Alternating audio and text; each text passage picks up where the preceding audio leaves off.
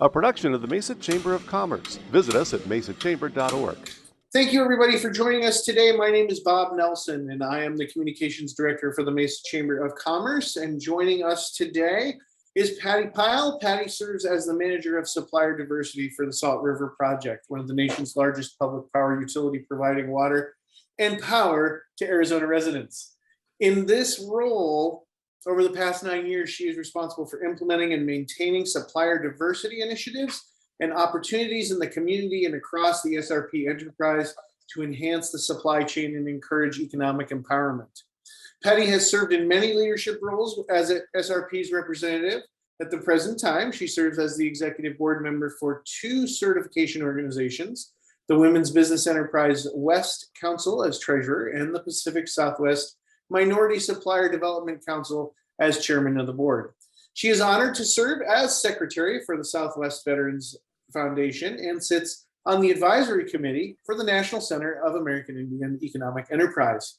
Previous to the supplier diversity position, she was a senior contract analyst in the purchasing group at Salt River Project for 6 years and was a purchasing manager for Motorola for 18 years. Thank you so much for joining us today, Patty, and the show is yours. Thank you so much, Bob. I appreciate it. So good afternoon, my Mesa Chamber members. I want to thank you for having me today. I've lived in Mesa for 25 years, so I'm really happy to be presenting this to my community. So we have a lot less than 30 minutes to share on our supplier diversity journey of 26 years, so I want to just really get started. I'm going to review a few items to provide you a great snapshot of SRP, how we engage with local businesses and share knowledge and nuggets to help your members' businesses grow. So I will communicate our commitment, provide some tips on capability statements. These are so important to really brief you on onboarding and share some of our upcoming opportunities. So I'd like to start with this sounds like back noise. I want to start with a safety minute and why I want to articulate our culture at SRP. We work in an unforgiving industry, and we always start out with a safety minute because we really are intentional about safety for ourselves, our families, friends, and our coworkers. So my safety minute is going to be about, we're moving into fall, and this weekend my husband and I lit the pilot light for our gas fireplace. So this is the time to test our carbon monoxide alarms. So if you have any gas in your house, you want to test for them because carbon monoxide is a deadly gas. It's colorless and odorless. So protect your family, get yourself an alarm or a new detector. So with that said, let's launch right into my presentation. You know, I've been at a lot of chamber networks and different events through the years where people introduce themselves and talk about their business, and at the end they say something like, my ideal contact would be someone in marketing, finance, etc. Well, you're my ideal contact because you and your members or your constituents, they're most likely made up of small, local, women, minority, and veteran owned businesses. And those are the exact business demographics that we at SRP Supplier Diversity are interested in. So we want to grow minority revenue by bringing value to our customers. So I want to start out with a little bit of history for those that don't know that much about SRP. So really over 118 years ago, Salt River Valley Water User Association was formed back in 1903, and it became the first multi-purpose water and power reclamation project. Arizona landowners put their land up for collateral with federal government to build a dam and to control the water for irrigation. And in 1906, the dam construction begins. That's the Roosevelt Dam, for those of you interested. And then in 1909, the power from Roosevelt was delivered to Phoenix Light and Power, and that becomes SRP. So today, our primary service area is Metro Phoenix, and we're close to 5,000 employees strong, and we serve 2 million customers in both water and power. So just to kind of give you an idea, we're fully integrated. We utilize coal, hydro, nuclear generation for transmission and distribution to our customers. So we use fuel in 14 different generating stations. And we're currently decommissioning the Navajo generating station up in Page, Arizona, if most of you are aware of that. And then our sustainable portfolio includes renewable energy sources, such as water, solar, biomass, which is a wood facility up in Snowflake, and geothermal. So SRP manages the hydropower from 8 dams on the Salt and the Verde River system. And we also manage and maintain 31 miles of canal systems. These were originally built by the Hohokam over 1,000 years ago. So hopefully you've enjoyed experiencing some things at the Arizona Falls, which was our first hydroelectric plant in Phoenix, or you've walked along the paths at the canal or bicycled and enjoyed that. We also have extensive battery storage and dark fiber network. I think a lot of people don't realize that we have. So our general manager and CEO, Mike Hummel, he has a message in our annual report that said, we are strong, we are optimistic, and we are focused. And this proves to be true, especially during this time with the pandemic.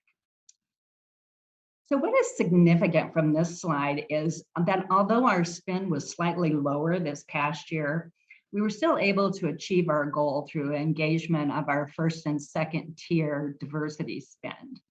So for the past 9 years, we've consistently increased our spend with diverse businesses from 9.2 to 24%. And we do this by sourcing with women, minorities, veterans, small local businesses, and our composition now includes LGBTQ and other underserved businesses like HubZone that are certified by the city of Phoenix. So we pushed our targets to 25% for our new fiscal year, which started in May, and we have a stretch goal of 27%. So we're hoping with our new external vendor portal, which is Ravo, we just integrated that about 4 weeks ago. We really hope to capture more diverse businesses that weren't previously identified with a manual process. So now businesses can self-register in our directory. So this past fiscal year, we ended in April, we achieved over $178 million in diverse spend. As you can see, we utilized 634 of those diverse businesses, as I say, women, minorities, veterans, and small local businesses. So that is all the suppliers in our marketplace for procurement endeavors. So for the first quarter of this new fiscal year, which started in May, we are at $40 million in that diverse spend, which is right around 17% of our goal. And we've added 11 new diverse businesses to our procurement max. So we're really proud of what supplier diversity looks like here. So when we really talk about making choices, I think you'll recognize SRP supports supplier diversity. We invest in the development of local and diverse firms. We have corporate contributions and sponsorships with our local organizations, just like the chambers. And we do encourage businesses to be suppliers for SRP. And the reason we do this really simply is because it all comes down to economic empowerment.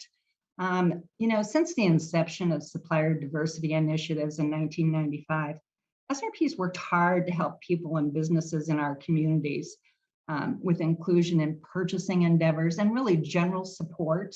And as stewards of the community, we've given back in many ways, but supplier diversity is invested in this community, really to foster the profitability of businesses, which in turn spurs growth and prosperity. So supplier diversity is the conduit between businesses and purchasing opportunities, and we make the connections.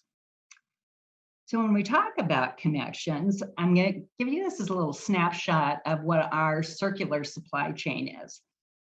And these are some of the ways that we connect with diverse businesses. So Darlene Ginty and myself are 2 people making up this mighty supplier diversity team, but we have 30 analysts and buyers around us that advocate, support our initiatives, and then we start connecting through internal resources.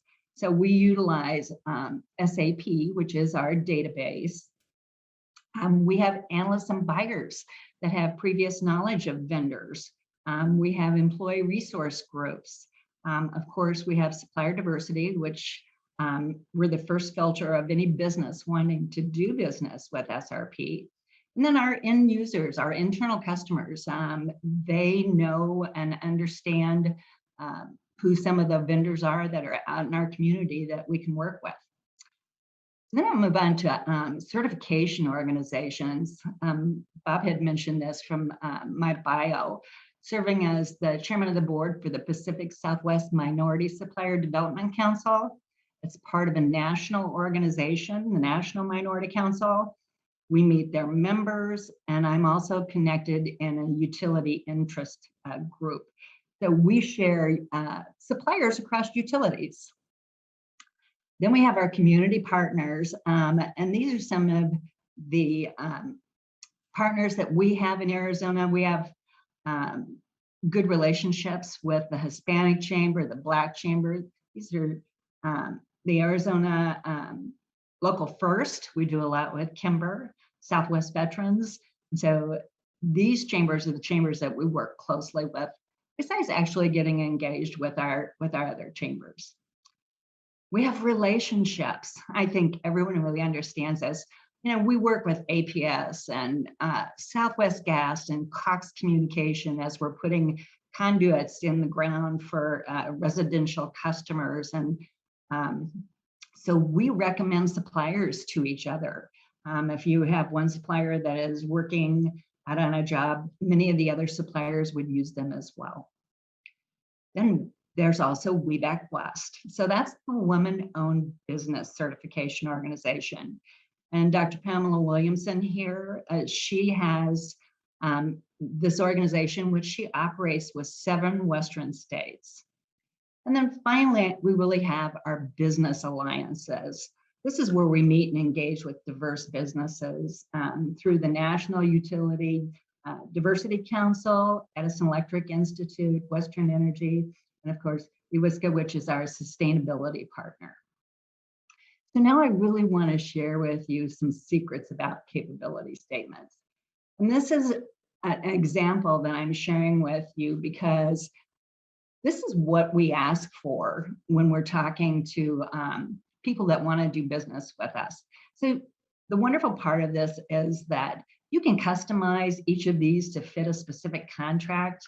Certifications, when we look at this one, as a buyer, we know immediately that it's a woman-owned business. They're part of NABO, excuse me, and the We Back West National Council. And then it's got references. We ask for companies to share with us their sustainability efforts because we want you to articulate any sustainability efforts that you are including in your business because we're trying to align all of our suppliers with our 2035 sustainability goals. Excuse me. And then we would like you to list your affiliations. They really provide a profile. And your customers provide credibility. So these are really important items that you need to have on your capability statement. And we'll share with you, since we're the first filter of companies wanting to do business with SRP, my name and email is out on the internet. And I get calls constantly during the week of people wanting to do business with us. And when I tell them to provide their capability statement, they have no idea what that is. So this is really for your chamber members. If they're not providing capability statements, you'll really want to start providing them because they're powerful and they're not just for SRP, but there are other corporations and organizations also request capability statements when they're considering suppliers. So they're easy for you to create, they're electronic, you can revise them for different clients. And I will say that if you have the 6 C's of capability, which are your nexus codes that really define your business, You put in what your core competencies are, your contact information, your company data, your expertise, and your clients and customers. That really encompasses everything. So of the two boards that I serve on for Pacific Southwest and Weback West, they actually educate all of their members on how to develop a strong capability statement because they know and understand the value of capability statements. So one of the things about this is just make sure your website is updated, that it's clear. I've been a buyer for over 24 years. And as Bob said, I was with Motorola Procurement for 18 years. So from small to world-class companies, purchasing people look at capability statements. And they also look at websites because they want to fully understand the core competencies of your business. And you need to share information. So just a short story, we had a veteran minority business that advertises they clean blinds and cubicle plant panels. Well, this gentleman wasn't getting a lot of business from us because we're renovating a lot of our buildings and repurposing all the blinds.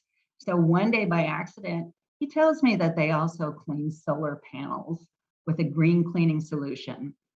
Well, we have solar farms and we promote solar and sustainability with green cleaning. So this opened a whole new revenue stream for Jim. So if your business has new offerings, you need to make sure that you update your capability statement and you let companies that you're interested in doing business, let them know that you have new offerings because they don't get it. You have to tell them about it. So really what I want to say, after you have included all your 6 C's and recognize that your capability statement is a mirror. So it speaks very loudly of your business. So what you really want to have it as it's a reflection of your business. So you want to make it powerful, you want to make it concise, and you want to make a lasting impression. So you want to showcase the best attributes of your business, all your experience, your awards, your accolades, your achievements. You want to tell your story because it's really going out to the buyers. And then let your passion be reflected in your desire to provide quality customer service and excellence in all you do. And then you let the buyers know that you are qualified, which really puts us over to our general procurement. So these are the opportunities that I'm sharing with you. Everything that SRP purchases is from A to Z. We even purchase fish that go in the canals to control the algae. And probably anything that your businesses do, SRP has opportunities there. So some of the local opportunities that are coming up, probably in the next quarter to the end of the year and a little beyond that, is we've got towing services. You can see on 1031, the RFP is going out for low voltage wire and cable. That may be a high-end RFP for a lot of people, but then we have padlocks that are going out on the 31st as well. We're also bidding out all of our paper goods in November, along with all of our cleaning products. We also have in November our auto oil and then safety valve testing. And then as we get into January as well, we're going out to bid for bagged ice. So some of the future opportunities that we don't have a precise date on, but they're always happening, they're always coming up, is consulting services. We have pest control that's probably going to be right in the late December timeframe, if that doesn't get maybe pushed off until January. Parking lot sweeping, that's going to be in the spring, along with our food services. And we always have ongoing plant services. We operate over 2 million square foot of real estate across Phoenix from the East Valley to the West Valley. And all of those are facility services. So those always ongoing services for different products within the company. We also have our large landscaping services that's coming out in 2023. And our ongoing construction services, as I said, always happening. R&D materials is always ongoing. And then we're going to have a big food service contract in the summer of 22. Moving on to that, there'll be furniture standards that are happening in 2024. So there are a lot of areas that we haven't touched that businesses within the chamber can certainly register for opportunities. So one of the things I want to really share with you is how to get connected with us and some of the things that we do. So we really talk about linking your business to opportunities. So I'm going to show you how to register on our Aravo external portal. And some of the things we do is Supplier Diversity is a champion. They advocate for your business. We share capability statements with buyers and end users. We also publish a news flash, and we identify new suppliers and what they do in their business and how they can get connected with us. And then we report and celebrate. So we have fast facts that update our internal customers and employees across the enterprise. And then we celebrate all of our successes with an All-Star Awards at the end of the year. So just some of the things that lead to the successes. I've put my email address on here, which is supplierdiversity@srpnet.com for people that want to ask questions for us. And I'm going to share, this is our Supplier Diversity Spotlight. So we put a news flash out every quarter, and we highlight a small local woman, minority, veteran business. We choose one, and we highlight their business within SRP. So we talk about what they do and how internal SRP buyers and end users can get connected with those companies and what the offerings are for the companies. We also publish our highlights for our spend that we do internally in the company. Then to really get on our registry, here's the Aravo external portal that I want to share with you. And it's really pretty simple. It's on SRPNet, and we've got a Supplier Diversity tab, and you complete the information and complete the fields and submit the information. So this actually is a slide of what it looks if you go to srpnet.com and you do pull the drop-down box about us, go under general information, and the next box under general information comes up, and there are 6 tabs at the bottom, 6 tiles, excuse me, and you'd want to click on Supplier Diversity. And from there is our commitment to supplier diversity. And it actually has a register link if you want to become a supplier. So the last 2 or 3 weeks, I think we sent out close to 20,000 emails to current suppliers, giving them a username and a password to go in and to log in if they were a current supplier. And that's here on the right-hand side if they're already a current supplier. But this becomes a directory. So the directory is put in if our end users or buyers are looking for opportunities. So we certainly want to encourage you to go and register.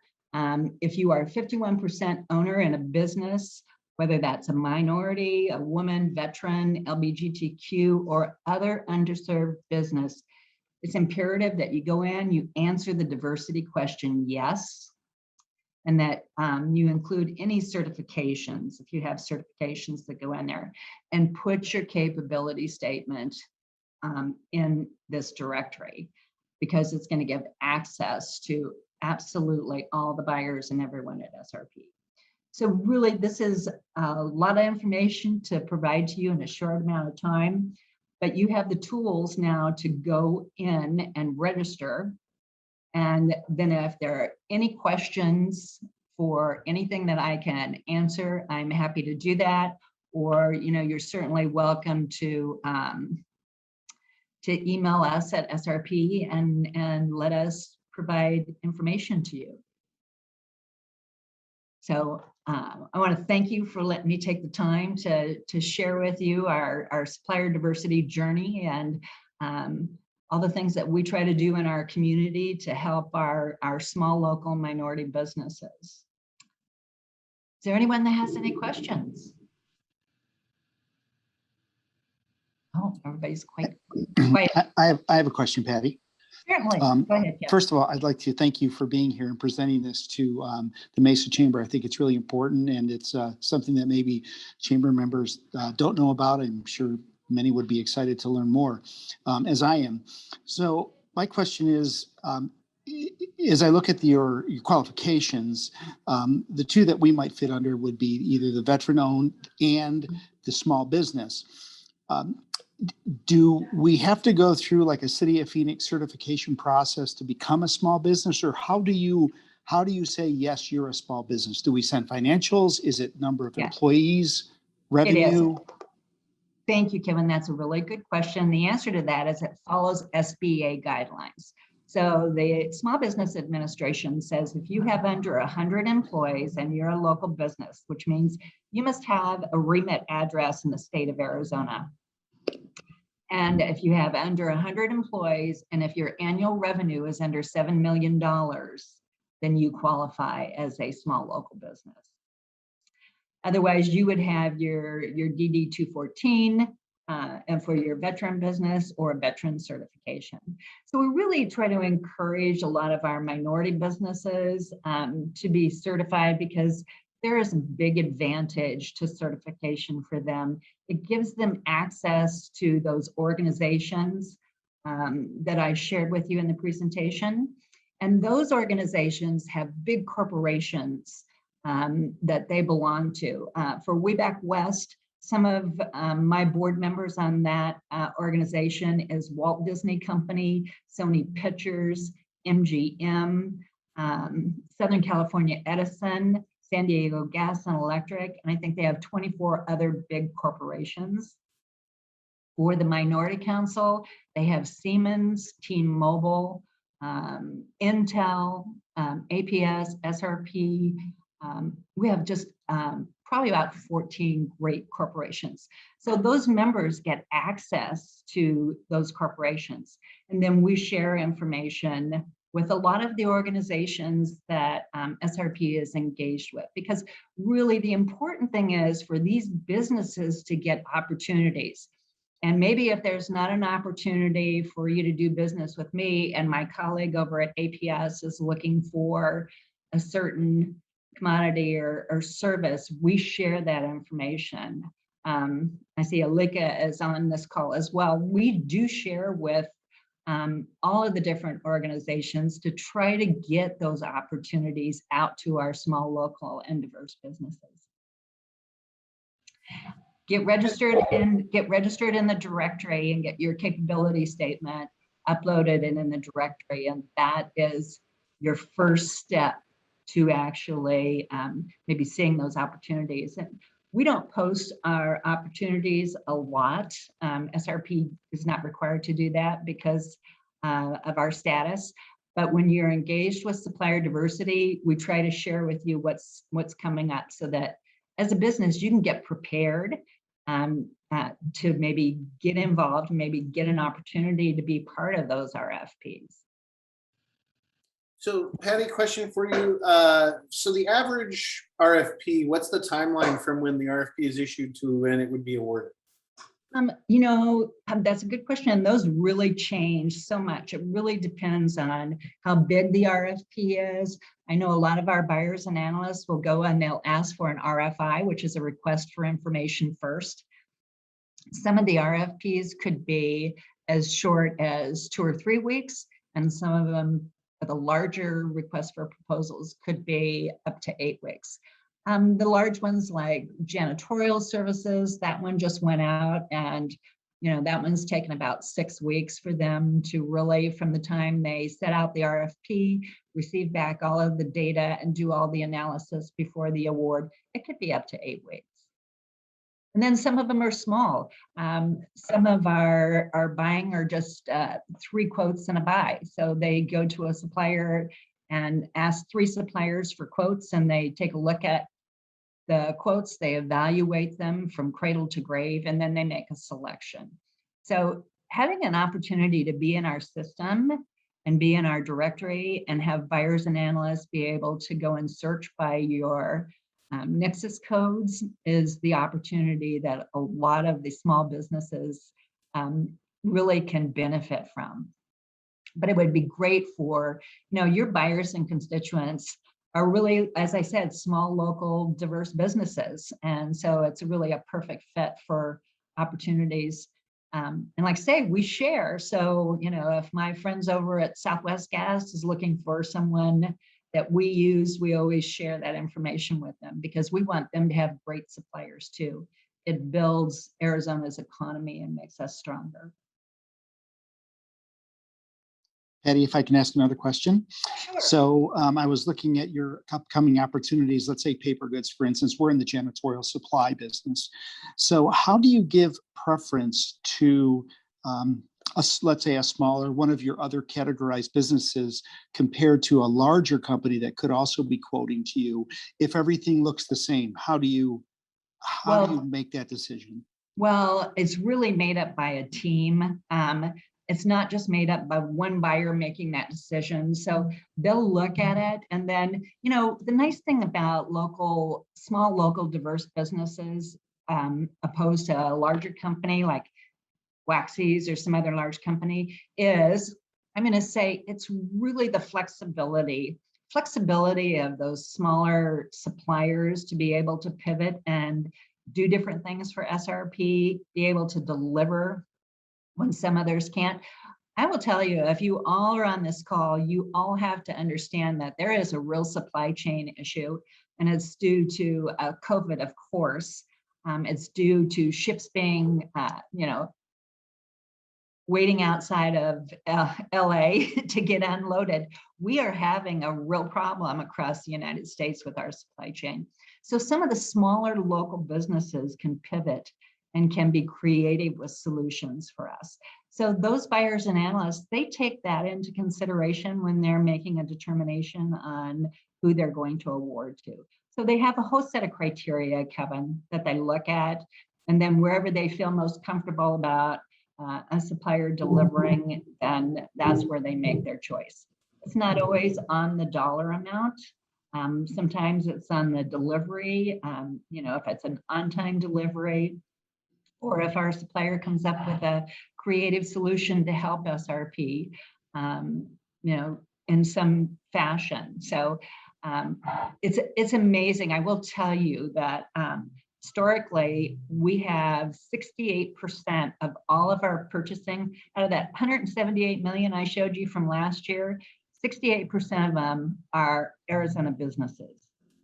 So we really focus on Arizona business because we deliver water and power to Arizona business and residents. So the small, local, diverse businesses are very important to us. I think it's a great partnership, and it really makes sense for us to look at those companies. So the buyers and analysts do try to do that.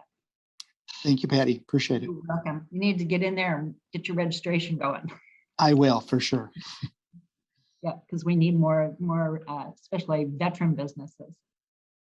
So Patty, you had posted your email address, and we can send that out when we Absolutely the video and everything. But how else can people get a hold of you? Can they call you? Oh, yes. I told you my name and phone number is printed on the internet. So on the last page, when you go to About SRP and it goes into Supplier Diversity, those blue boxes on the bottom, my name and phone number and my email is out there. So my personal email and phone number is there. And we really do try to answer all the calls. But I would encourage all the businesses to register on a Bravo, to at least get registered.